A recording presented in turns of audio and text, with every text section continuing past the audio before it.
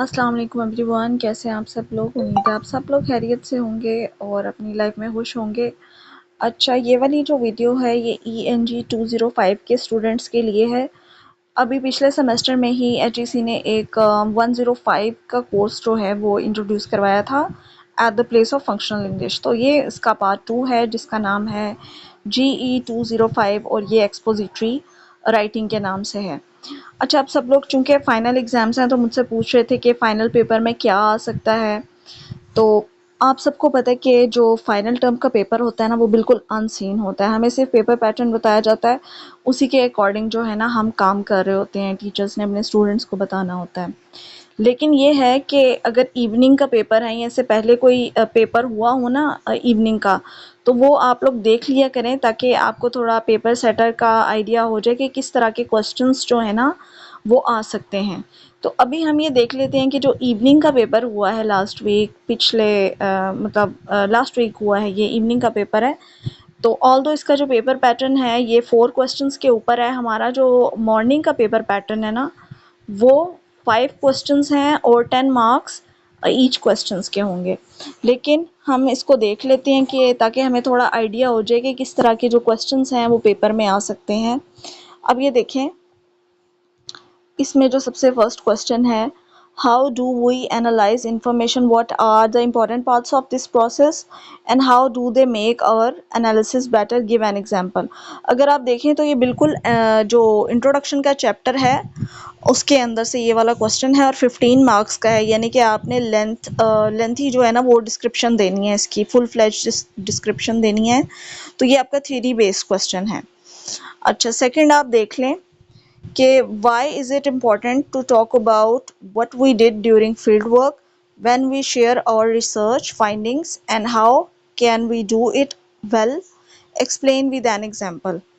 अच्छा, ये आप देखें, ये रिसर्च का जो आपका क्वेश्चन बनता है ना, जो आपने सारी की सारी रिसर्च कंडक्ट की है, रिसर्च प्रपोजल बनाया है और रिसर्च का जो आपने प्रोजेक्ट दिया है अपने इस सेमेस्टर में, आपके टीचर ने आपसे काम करवाया होगा रिसर्च का, तो ये उससे रिलेटेड है और ये भी थ्योरी बेस है। यानी कि आपसे प्रैक्टिकल भी करवाया होगा कि जाओ जाके क्वेश्चनेयर जो अपना बनाए और जाके सर्वे करके लेकर आए। ग्रुप्स में आपको डिवाइड किया होगा। तो इसके अंदर आपने जो है वो ओवरऑल डिस्क्रिप्शन देनी होगी और आपने क्या करेंगे कि अपना अपना जो क्वेश्चनर का सैंपल है वो आप लिखेंगे ताकि टीचर को या जो एग्जामिनर है उसको पता चले कि बच्चे को जो है वो नॉलेज है रिसर्च का। तो इस तरह से ये क्वेश्चन अटेम्प्ट करेंगे और आप देखेंगे 15 मार्क्स का क्वेश्चन है। तो यू शुड मतलब एट लीस्ट आपको जो है ना 15 मार्क्स के अकॉर्डिंग ही लिखना चाहिए जो है ना ये क्वेश्चन। इसको आप ज़्यादा टाइम दे सकते हैं। अच्छा, लास्ट वाले जो 2 क्वेश्चंस हैं और ये 10-10 मार्क्स के हैं, तो लास्ट जो 45 मिनट्स है उसमें भी ये आप अटेम्प्ट कर सकते हैं। फर्स्ट 2 क्वेश्चंस को आप ज़रा टाइम दे सकते हैं, घंटा 1 घंटा 15 मिनट में इजीली हो जाते हैं फर्स्ट 2 क्वेश्चंस। और नेक्स्ट 2 क्वेश्चंस जो हैं वो लास्ट जो है ना 45 मिनट्स में भी आप कर लें, घंटा भी आपको मिल जाएगा।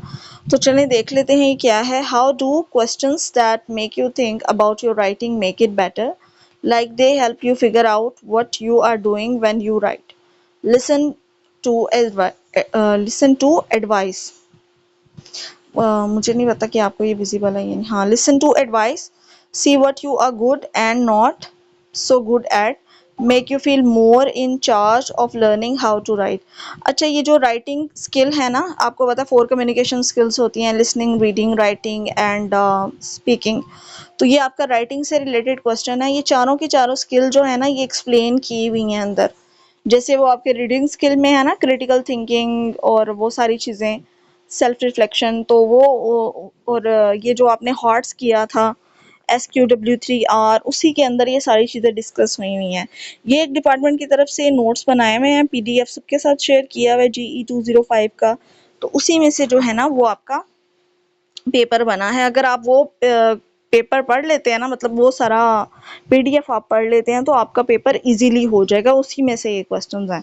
तो वो मैं आपको रिकमेंड करूंगी कि जो मॉर्निंग के स्टूडेंट्स हैं ना वो भी वो सारा PDF एक दफ़ा गो थ्रू लाजमी करें। अच्छा जी, question number 4, discuss the importance of understanding formal and informal language usage in the context of writing letters to the editor.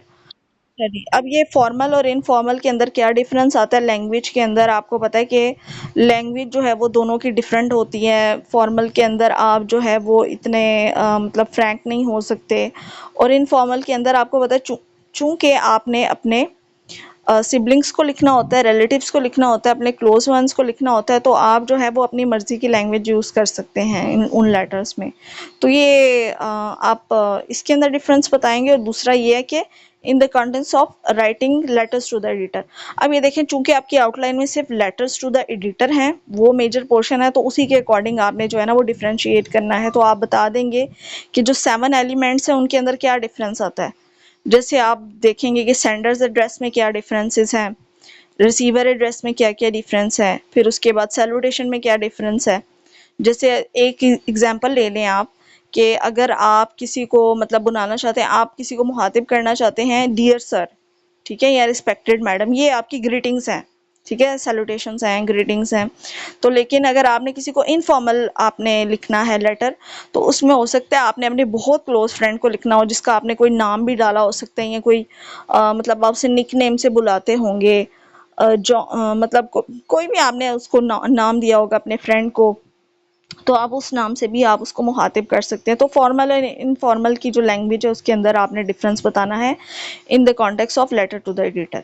तो ये एक दफ़ा देखें कि ये सारे का सारा जो है, आप देखें कि ये जो क्वेश्चंस आए हैं ये सब जो आपको डिपार्टमेंटल नोट्स शेयर किए गए हैं उन्हीं में से आया है। तो अगर जो स्टूडेंट्स ने अभी तक तैयारी नहीं की पेपर की, वो ये माइंड में रख लें कि अगर वो सारे का सारा पीडीएफ याद कर लेते हैं ना, तो वो मतलब पास हो जाएंगे पेपर में, फाइनल में। तो चुप करके जो अभी भी जिनको कुछ नहीं पता एक्सपोजिटरी राइटिंग का, वो चुप करके जो GE 205 के डिपार्टमेंटल नोट्स हैं उनको पढ़ें। उन्हीं में से क्वेश्चंस आएंगे और उन्हीं में से आपने सॉल्व करने होंगे, ठीक है। यानी कि थ्योरेटिकल बेस है, तो आपको आंसर डेफिनेटली खुद से ही देना होगा। और हमेशा ये बात याद रखें, ये टू द पॉइंट आप लिखा करें। अगर आप इधर उधर की बातें लिखते हैं तो ये चीज़ बहुत इरिटेट करती है एग्जामिनर को, ठीक है। तो नेक्स्ट वीडियो में आपसे मिलते हैं, बाकी बातें नेक्स्ट वीडियो में करते हैं। अल्लाह हाफिज़।